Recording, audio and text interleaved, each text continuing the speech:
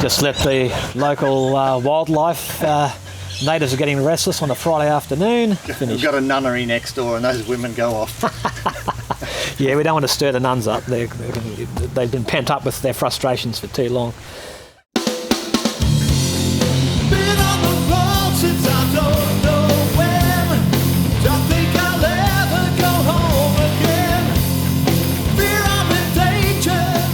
Yeah, the third album, it was a return to the roots of where it all began with where I started playing in the 90s. And so it was a bit more straightforward rock. But it was also the way the music transitioned from the 70s into the 90s, and then the way things mutated, I suppose, or developed into the 2000s.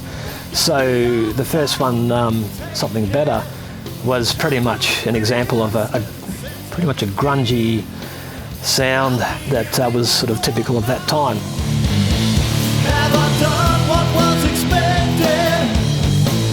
And that's why I've been rejected. We gotta do this again. Step out of the sun and into the rain. It's a song about when you feel like you're stuck in a situation you don't want to be in, and you think there's no way out, and then suddenly you realise, hey, I just leave.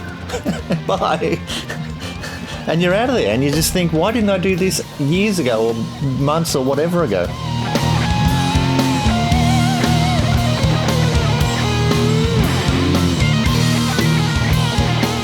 The third album was a very enjoyable experience because we'd had, let's say, a run-up, so to speak, as far as writing the songs and putting them all together in the recording and arranging phase, and also the recording and final product.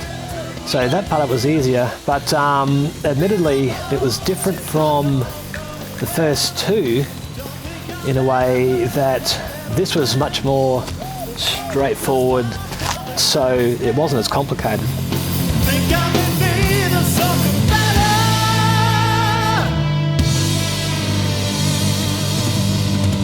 Everything fell into place once we got the bottom end of the overall sound worked out. So that was a very pleasurable part about writing the third one. A lot less stress and a lot less head scratching.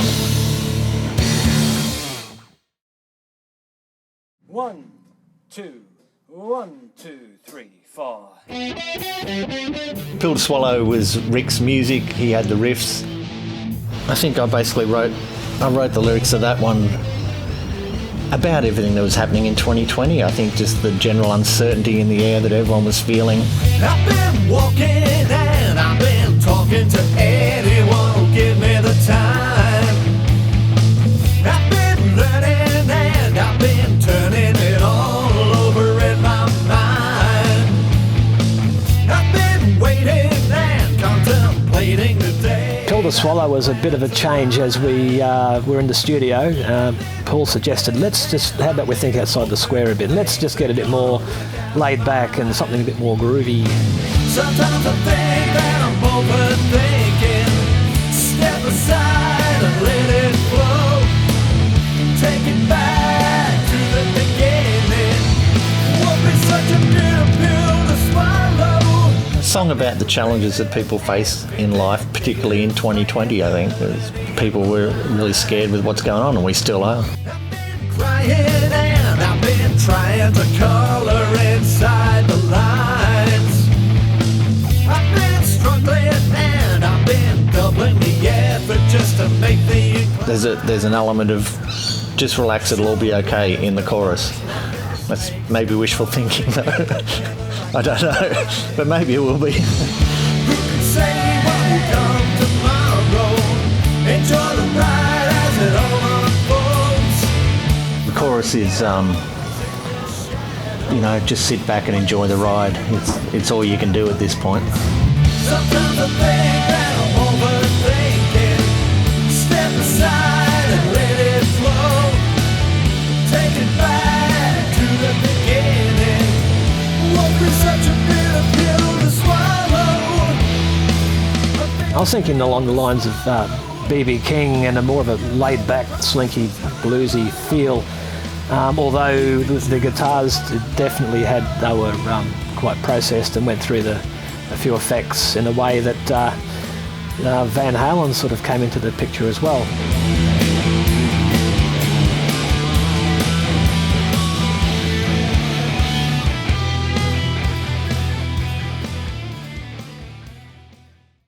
Yes, Wildtown actually was recorded on the second album, but due to wanting to re-record it, it fell into place with, once again, the whole concept of Millennium.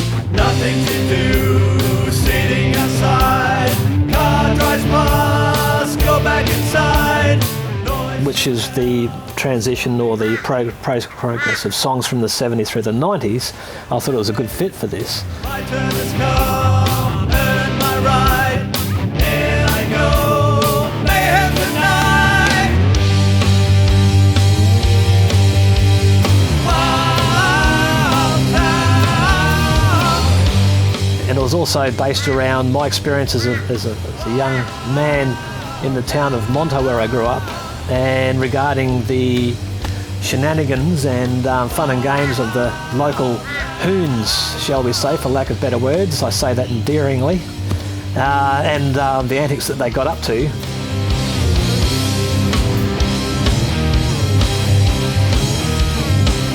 It had that sort of grungier feel about it, but that was to replicate the sound of engines, which is all I heard back in those days after the pictures on a Saturday night with the hoons flying past home on their bikes and cars.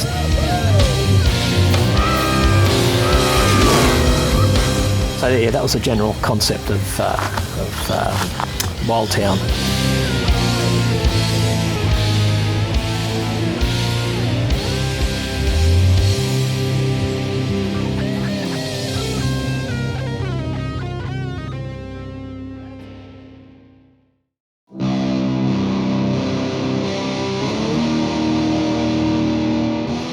Festival of the Guitars actually was a celebration of what I thought I'd missed out on as far as my love of 70s music and 70s rock.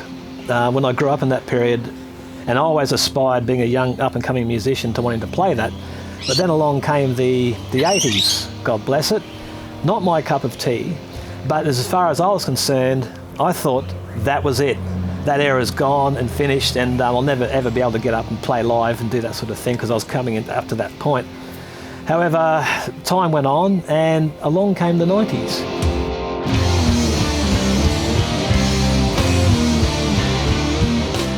And then things changed dramatically. The guitars were back.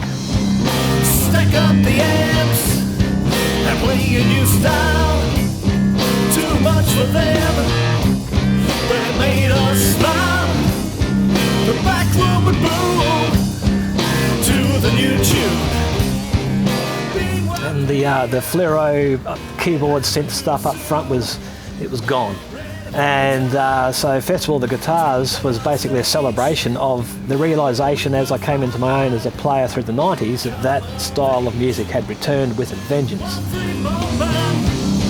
Had moved along.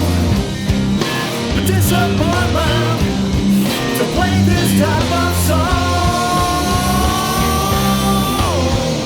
Festival of Guitars had a nice 90s kind of vibe to it, and I guess I was kind of thinking along the lines of Red Hot Chili Peppers. The ship had sailed, distant memory.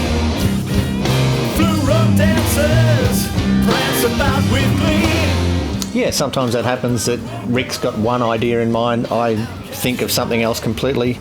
I know in that I had an idea. The song reminded me for some reason of a Chicago song called Mississippi Delta Blues, which had a nice groove, something like that. And that's how I was thinking vocally. They used to play. Faithful believers, still keen to come in. Hit us like lightning, smells like Teen Spirit.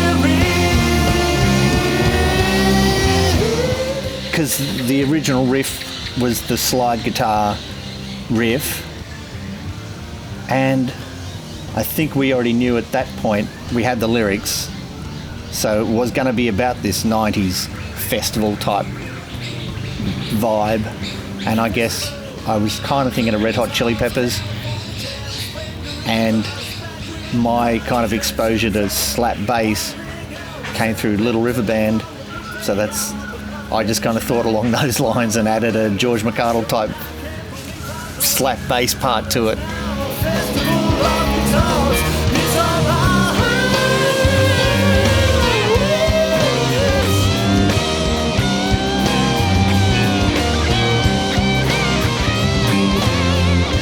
I love the bass line I came up for that song. I think it's great. I love playing it, and I love the way I worked it out and figured out something that's really going to fit in with the song, and it gives the song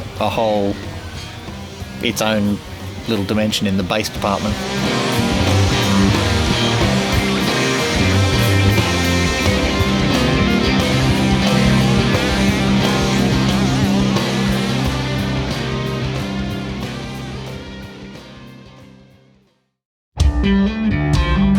Yeah, that was a change of pace for the album, and I welcomed that because I was writing songs and I just asked Paul if he had anything he wanted to contribute, and he came up with Sanctimoniously Smug. He's a spiritual man you would not understand, cause you'll never be on the same level.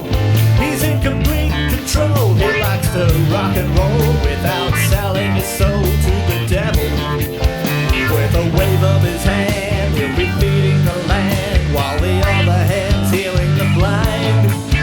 He can walk the Camino with Quentin Tarantino, following closely behind. But he's sanctimoniously smug. He's sanctimoniously smug. Yeah, it's kind of a humorous look at someone that is a bit full of themselves but can back it up, but this one's taken to the nth degree where this guy can just transverse the universe and he's totally awesome, but you're just kind of sick of hearing about it. Yeah, we get it, right? You're great, you can materialise before our very eyes, again. He brings the east to the west. Is he truly the best? I don't know, but I've seen a lot worse. He's sanctimonious. Just asked Paul if he had anything he wanted to contribute, and he came up with Sanctimoniously Smug, which is a very laid-back, bluesy type of feel, and I thought it was a welcome change for the direction that the songs were taking.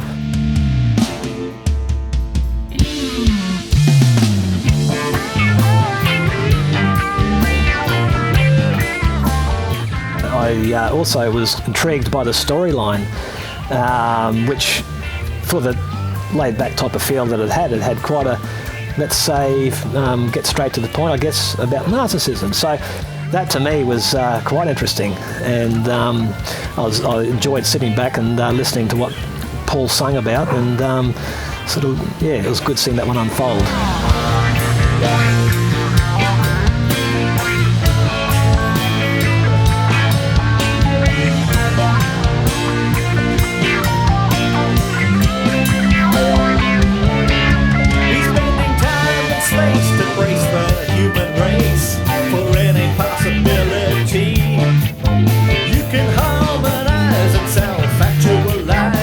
Perception of reality. He'll be setting the stage to bring the golden age with a money back guarantee. He's the prophet of bliss that you won't want to miss, so be sure to keep your calendar free. He's sanctimonious. I do love that kind of vibe of the Bootsy Collins type chic, and even Barry White, things like that. So it's kind of just a funky groove, and Pink Floyd's got it as well. They're not a million miles apart, just a kind of a slower, funky groove, all in the bass, and you can put out whatever you want on top of that, but you've still got that funky bass line underneath, and it's what I like.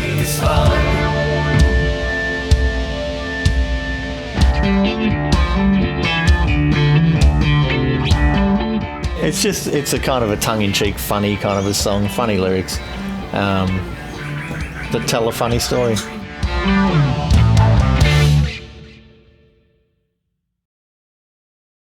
Gold Coast Productions is my little studio in our lovely little house here on the Gold Coast, and I guess you'd call it a hobby studio, but you know, I've done a lot of recording over the years with different people, and it's all I've ever wanted to do since before I even started playing in bands and being a musician. I just wanted to be a recording dude.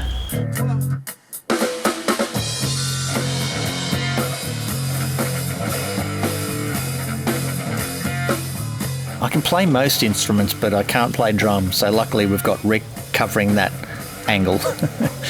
And I've been a bass player in bands before, I've been a keyboard player in bands before, and I've been a guitarist, lead guitarist, rhythm guitarist, whatever, in bands before. So I've got that side of things covered.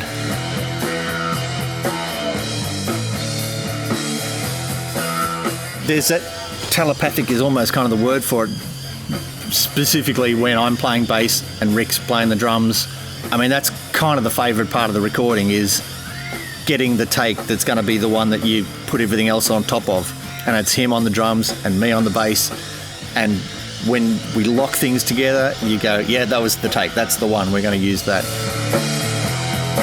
And yeah, we just got that connection together, drummer and bass player, that just seemed to be the perfect fit to each other. And even just as that, bass and drums, it's a great rhythm section, and then we can also put on any guitars or keyboards or whatever we want over the top of that and end up with a great song.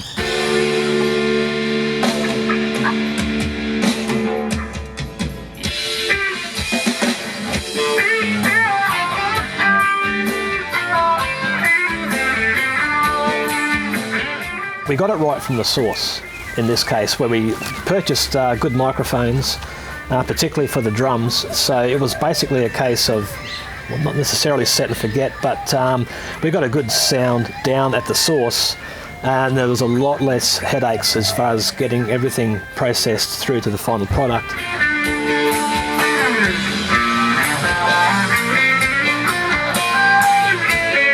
Better microphones made it better to capture a good drum sound, which made everything sit on top of it in a nicer way.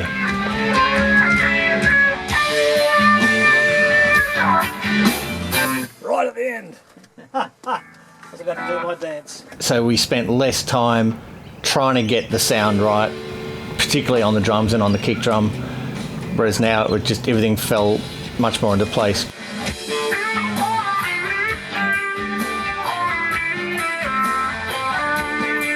Some of the songs were songs that Rick brought the music in, and I said, I'm going to write lyrics for this one. I know exactly what I want to say.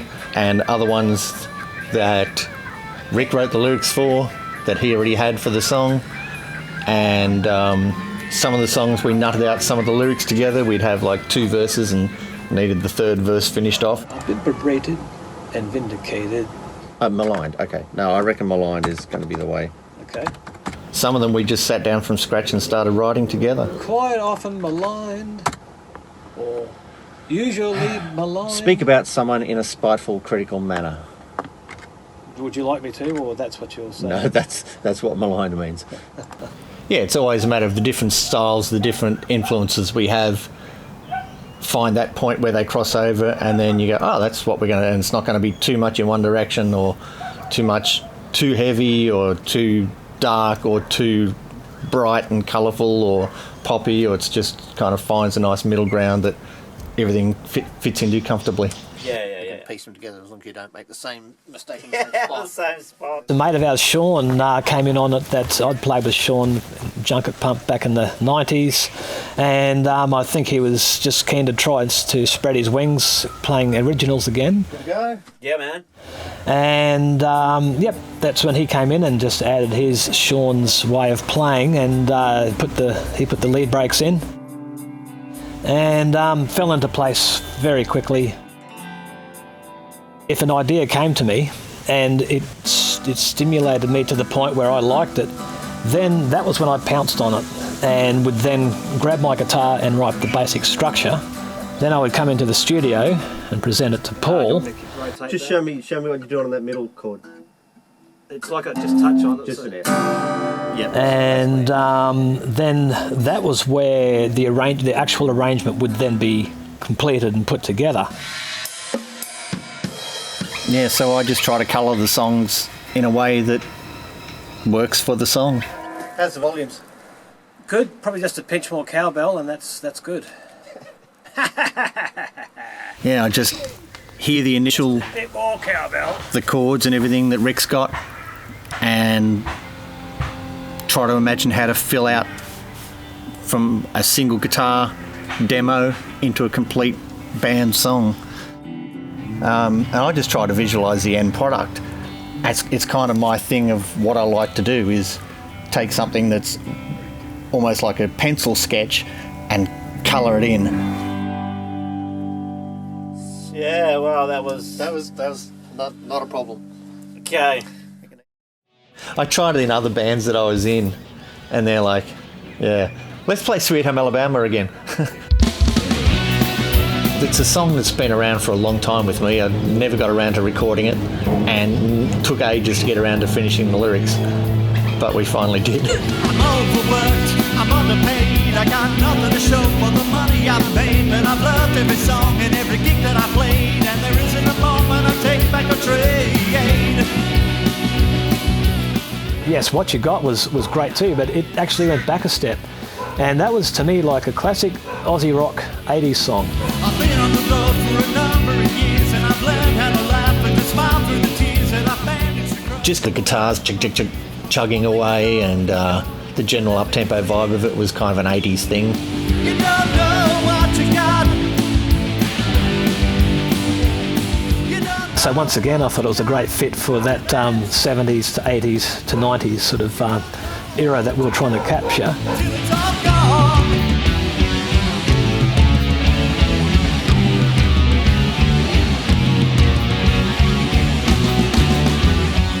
I had my work cut out for me with that one because it was at quite a high tempo, and yeah, I guess I just had to sort of knuckle down and really get stuck into it from word to go. It was flat out right from the beginning to the end.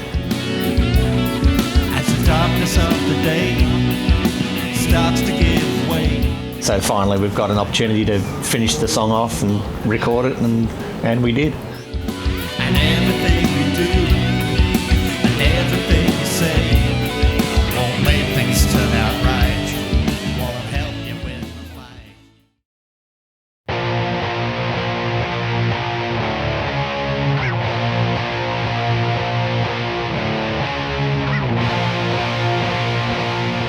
Millennium, yes, that's the cusp of where the 90s changed over into the 2000s, and it was based around the New Year's Eve of the 1999 to 2000 change, when the Millennium bug was coming in. From a time of plenty, marching on with glee in the land of free. A fresh start, we say, things must go our way, it's just another day. That Prince song, We're Gonna Party Like It's 1999, except this actually was a song about December 31st, 1999.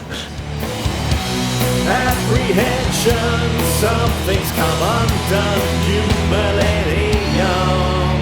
As the time wound down to 12 o'clock, 12 o'clock came along, and we all stopped for a moment, and we're looking at all the high rises, and the lights stayed on, and it was all the computers kept going, and everything was just fine.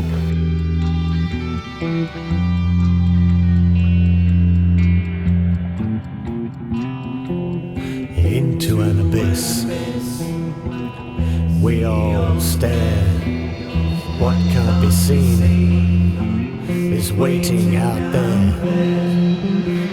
Some were looking, some didn't care. So there's some line, there's some word that made me think of something from the Final Cut, and then I thought, oh, this whole section could be like Final Cut vibe. Our breath we all hold, waiting for midnight and earth to grow cold.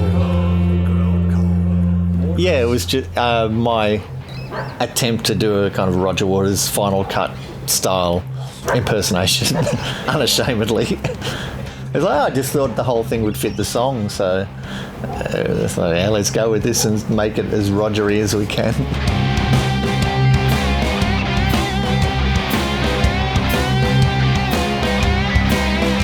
They say imitation's the most sincere form of copyright infringement. So, you know, we both love Pink Floyd, so, you know, if you're going to do it, you might as well do it well.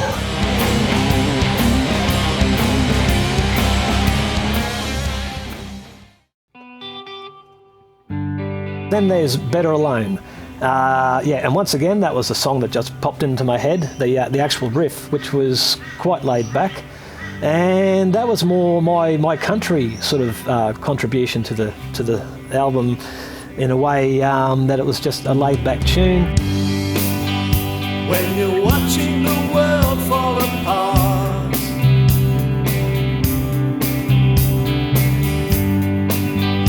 and the universe has broken your heart,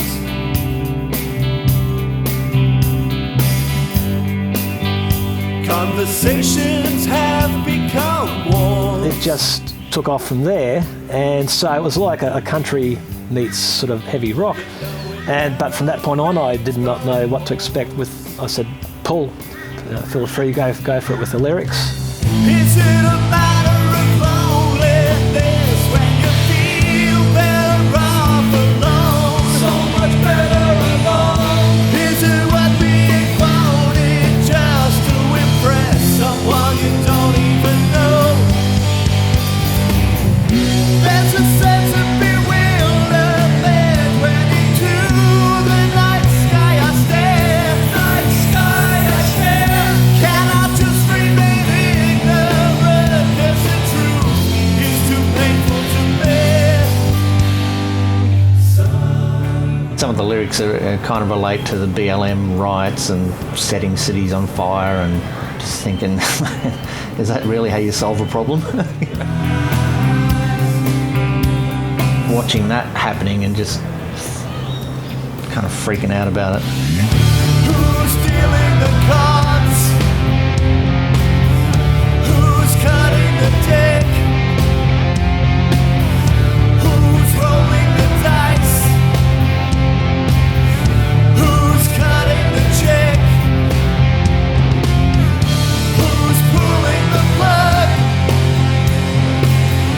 Who's firing the flames?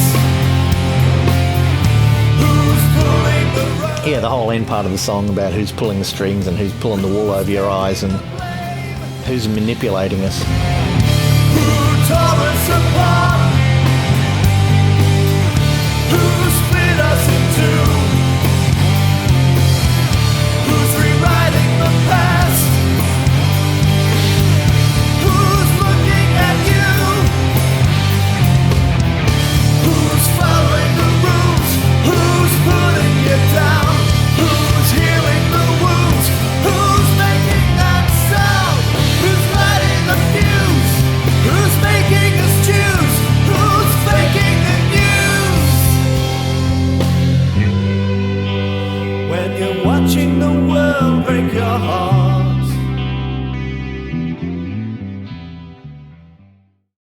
Yeah, psychological challenges that everyone's facing at the moment. Again, it's written in 2020 about 2020, the whole division in society, the confusion that everyone's facing, and then the chorus just hopefully is there to lend a helping hand to anyone that needs it. like a photograph capturing a moment, like a psychopath seeking atonement, like the epitaph of your opponent. It's a matter of concern. Nowadays everybody's on the spectrum, critical mind mass infection, and they don't even know it affects them, but they're all gonna learn. Once again, no, that was similar to Festival of the Guitars, where I wrote it as just a heavy biker rock, blues, southern rock kind of thing, and then enter Paul, and he comes in and brings in an idea that it was bordering on rap. And I thought, well, I mean, I'm not a rap guy, but once again, it changed it where it didn't alter the song where it was just not sitting well. Once again, it seemed to fit in. And so once again, we went from heavy rock to heavy funk type of combination with that one as well.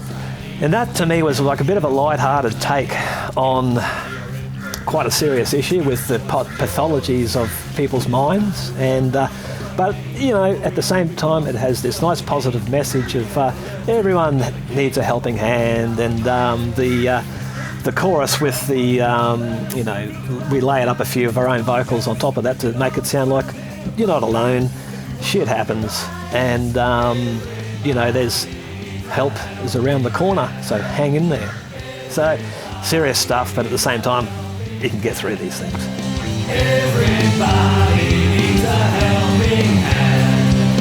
Everybody needs a helping hand. Make your mark, stake your Sean Cowley, our good friend, who played on that, entered the realms of Limp Bizkit with, I'm not sure, I'm speaking from a drummer's point of view here, but an octaver type of lead break. So that went back to a 90s thing as well, where the lead break was banished. It was get out of here with your flashy lead break kind of thing. But there still had to be some sort of alteration from the, you know, some sort of a lift in the song.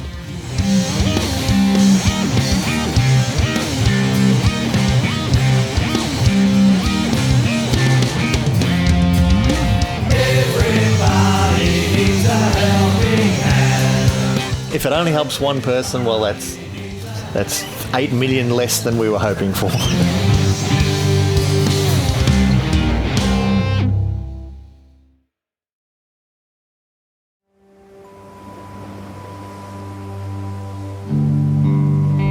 The name came after the song because it, especially compared to the rest of the songs on the album, it was very laid-back instrumental type of thing.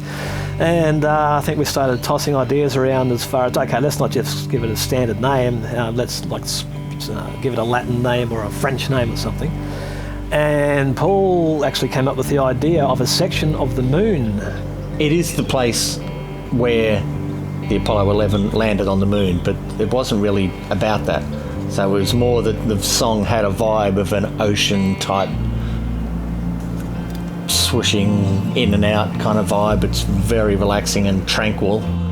So that just became the title.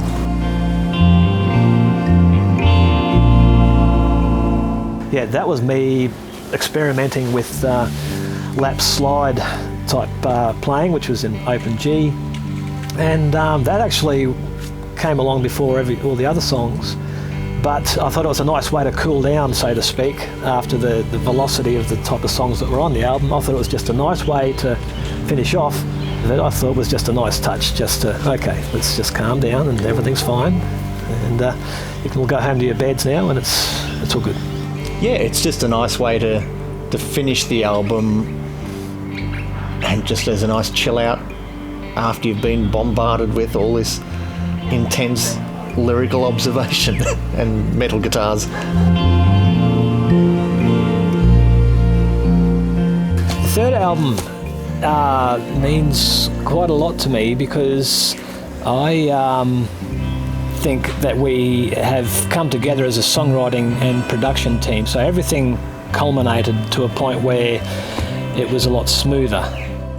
Yeah, I mean the first one was kind of trial and error. The second one we'd got into the flow a bit more. And this third one just was like putting on a pair of boots that you're quite comfortable in.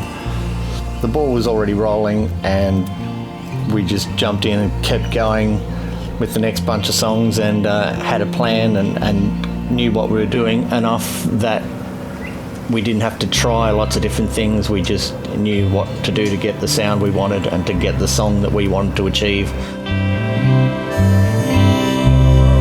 Yes, I was actually, without beating my own drum, very pleased with the way that the whole album came out, but also because we had worked out the sound to a point where that was much easier to mix and polish off the end product. So, and just the songs on it captured the overall theme, and yeah, I'm just pleased with the way it all turned out. Yeah, it does really sound good. It flows really nicely. It's got a good rock vibe. Everything ties together really well. And I'm really proud of it.